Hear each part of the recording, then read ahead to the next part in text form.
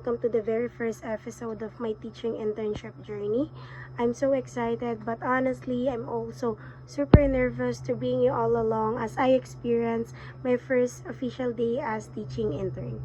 Before stepping into the classroom, I had a mix of anticipation and jitters. I kept wondering, will the student will like me?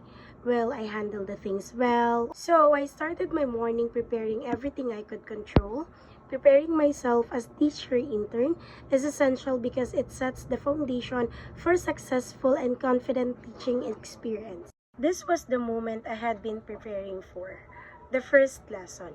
I imagine it going perfectly, a smooth transition, engaged student, and me speaking confidently. However, this expectation made me realize how essential preparation is for a teacher intern. Being prepared is not only about knowing the content, but also about anticipating challenges, managing time effectively, and responding calmly when things do not go as planned.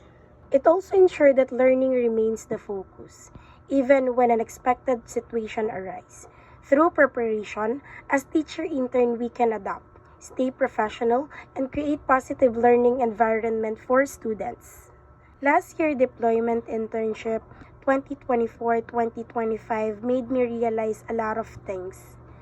As an intern, I discovered that it is essential to be enthusiastic and open to learning new skills, to embrace hard work, and stay curious by asking questions. One thing I learned from my class, 10 Aguinaldo, is that even if you already know the topic you will be discussing, you must always be prepared for questions and clarifications. Balancing my role as teacher intern from 11 a.m. to 4 p.m.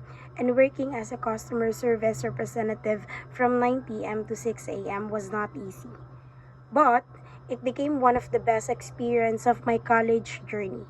At first, I doubted my ability to lead a class, and being a working student made me hard to manage both responsibilities, but I never quit. I reminded myself that I couldn't give up, especially with graduating students encouraging me to continue. As I end this video with my learning journey, I have already gained many meaningful lessons. One of the most important realization is that teaching is a lifelong journey that requires dedication during both rewarding and challenging moments. Something that I can carry with me as I enter the teaching field.